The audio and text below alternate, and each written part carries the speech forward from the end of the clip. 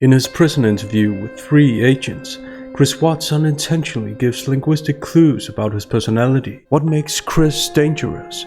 What do his statements reveal about his personality? Yeah, it was nothing about that conversation. I just wish I could take all of it back. The whole everything back, everything. But the question is why, though? Why does he presumably wish to take it all back? Because he's truly remorseful? Does that seem likely? Not when we consider the facts that he had a hard time even feigning sadness when people thought that his family was only missing. Like when I got home yesterday, it was like a ghost town. Like she wasn't here, kids weren't here. He has his own interest in mind first and foremost, not his family's, how he'd wish that he hadn't ended up in prison. I just want to get out of here. I know I just can't sit here and just wait. Chris goes out of his way to minimize his agency by making it sound like he was controlled. Notice how that affects people's perception of him, potentially. and every time I think about it, I'm just like, did I know I was going to do that before I got on top of it? There was already something in my mind that was implanted that I was going to do it, and then I woke up that morning, it was going to happen, and I had no control of it. Grammatically, the phrases "something that was implanted" and "it was gonna happen" leave Chris out of the picture. Chris consistently minimizes his agency. Like, why can't I just let go? I just let go. I don't even want to know what she saw when she looked back at me, honestly. The words "what she saw" What she saw when she looked back at me could be seen as a subtle reference to him being a different person at the time. Why do you think she wasn't fighting? Now I read the Bible and said, forgive these people for they do not know what they do. Mm-hmm. Maybe she was saying that. I don't know what she was saying in her head, but Chris can use these particular verses about not knowing what they do to emphasize the point he's been hammering, that he felt like he was being controlled, as if he didn't know what he was doing. He expects that forgiveness from other people too, from us. People are defining me by one moment in my life. Maybe, hopefully one day people can stop judging everybody. This is extreme downplaying of his decisions and what his victims had to endure, as if he's in a position to remind or even reprimand people. Maybe, hopefully one day people can stop judging everybody. Overall, this indicates a prominent lack of guilt and a prominent sense of self-importance and entitlement. I just want to get out of here. For like in the back of my head, that was going to happen. And just like at the end of the conversation, it was just like, that's what happened. I just wish I could have let go. The distancing and evasive language in this passage is staggering. That was gonna happen is a repetition, suggesting a supposed lack of agency in the moment, and that's what happened has the same function, almost as if the crime was inevitable. That was gonna happen, that's what happened. Chris phrases this as if he didn't have a choice in the matter. It just felt like somebody was like behind me, just like, I just couldn't let go. It's kind of like I just thought my life just disappeared before my eyes, but I couldn't let go. It was like somebody else, like if you picture somebody else around you, holding your hands, holding you, keep you from not letting go. Speakers use association to normalize their thoughts, so that linguistically they're not alone in having these thoughts. So with the words, like if you picture somebody else, Chris associates with the agents and simultaneously underlines his agenda of minimizing agency. I say agenda because Chris has made so many repetitions of this point, both motivated and unmotivated, that they point to deliberate speech acts. Holding you, keep you from not letting go. The words "to keep you" imply that he wanted to let go, but wasn't allowed to. It should be noted that people with prominent psychopathic traits will often blame another entity as a way of getting off the hook to avoid being held responsible or solely responsible. And they'll frequently make it sound like everyone's capable of the same type of evil that they're capable of. Again, this is association. But basically, I was a normal person. I was okay. I can only liken it to have been possessed by something so awful and so alien.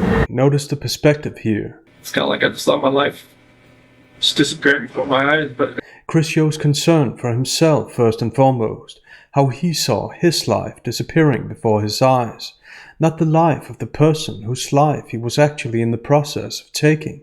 Shanann was, I guess, once she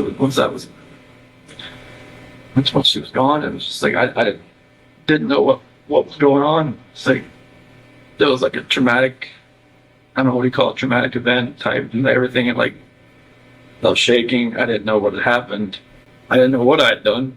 Like I was in control of what I could think or what I could do at that point in time. Like most people say, like, why don't you just call 911? Why? It's like, unless you're in that situation, you don't know. We don't know what we would have done. It's easy to play Monday morning quarterback. Mm-hmm. There are several self-repairs. These suggest stress about giving certain information. Shanann was, I guess, once she was gone. And when Chris finally completes his utterance, it's in the form of a euphemism, once she was gone, minimizing his crime. I didn't know what had happened. I didn't know what I had done.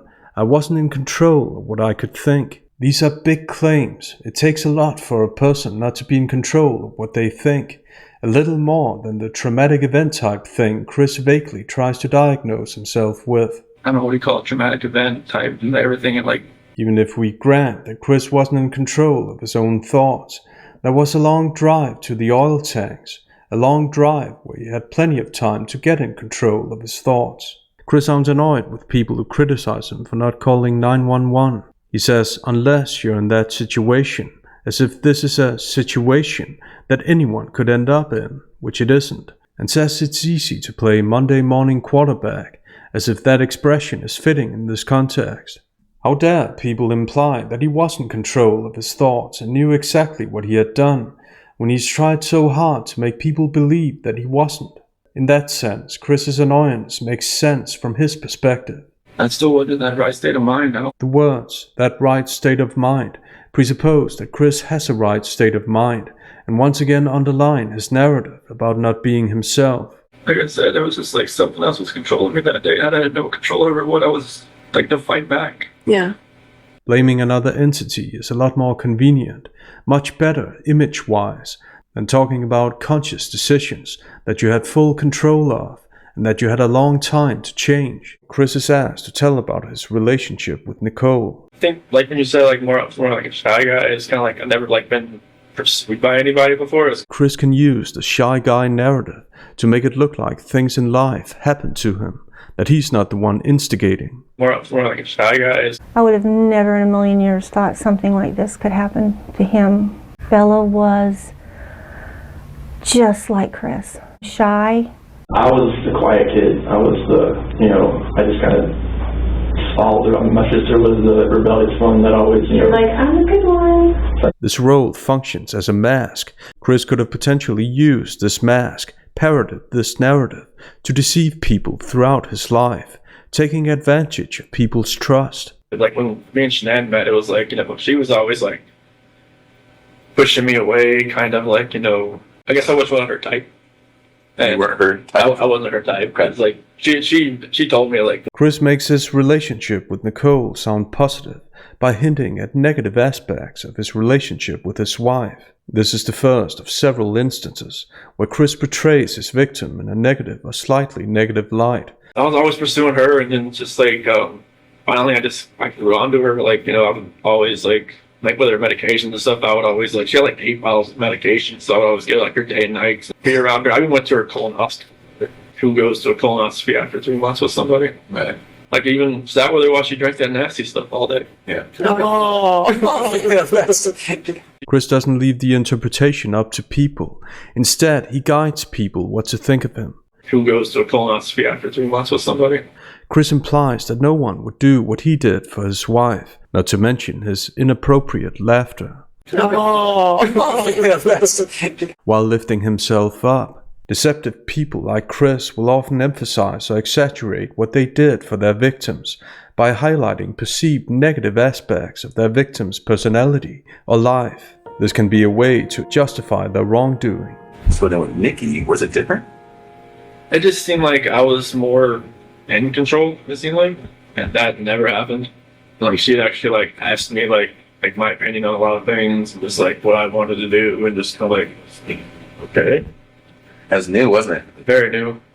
The adverb actually is dependent, meaning it requires an attendant thought to make sense, the opposite thought. Like when someone says, the meeting actually went well. They're comparing the meeting going well to their expectation that the meeting wouldn't go well. So when Chris says that Nichol actually asked him about his opinion, it's implied that his wife didn't, supposedly. Thus, Chris keeps emphasizing his victim-like role in the marriage, portraying his wife as somebody who restricted him and didn't listen to him. Chris continues to make statements that reveal his personality. What were you thinking this whole time? Like, in the back of my head, I was just telling myself, "What are you doing?" You know, I open up my phone, I can see pictures like of my wife and my kids. I'm just like, "What am I doing?" Like a blinder goes on my face. oh, Chris could see the pictures of his family, but these pictures didn't stop him from continuing his relationship with Nichol. So what's the point of bringing it up? From Chris's perspective, there could be a point in bringing it up to accommodate Coda's question, to give the response he knows he should give according to societal norms, as if he's criticizing himself, even though it's not much of a criticism. What are you doing? What am I doing? Chris's lack of deep-rooted emotions is evident. You know, my attorneys told me, like, you need to show a little more emotion, because I guess first time I went to the courtroom, I didn't know what to expect. I'm still like, they said I was just a cold person, just looking at it. Chris continues to talk about the blinder. Like, I have like this book. I used to read for CC. I read that to them like every night. I was just like, I wish that blinder wasn't on my head, wasn't in my eyes. Everybody said, "Oh, you're just out there having fun while your kids, or kids and wife are on vacation." I'm just like, no, it wasn't like that. It was somebody else. It's not good family. It just didn't seem right. It just didn't seem right, Chris claims, as he sounds like someone who's on the verge of crying. However, what's important is that he chose to do it anyway. Once again, Chris knows what to say according to societal norms, in order to make it sound like he's holding himself accountable, but his actions point to a much different, unemotional and self-centered mindset. Shelby Museum in Boulder, that was awesome. Just everybody said, "Oh, you're just out there having fun while your kids, or kids and wife are on vacation." I'm just like, no. Chris emphasizes the blinder almost as if it's a separate entity, not him and his conscious decisions. He says, "What was going on? Like, I was having..." Not what I had done or something similar that would show agency. I didn't take control of the situation. It was like the situation controlling me. Language that shows just how unwilling Chris is to hold himself accountable. He knows when and how to say the right things. Everybody said, "Oh, you're just out there having fun while your kids, or kids and wife are on vacation." I'm just like, no. But his own statements give him away. She wanted to go to the car museum, Shelby Museum in Boulder. I'd never been there. And that's right up your alley. Yeah, I was just like, that was awesome, just to walk around cars for like an hour or so. Chris's speech behavior reveals a person who doesn't experience emotions the same way most people do. A person who doesn't have a proper concept of guilt and remorse. If you liked the video, be sure to click the like button and subscribe for more videos. Until next time.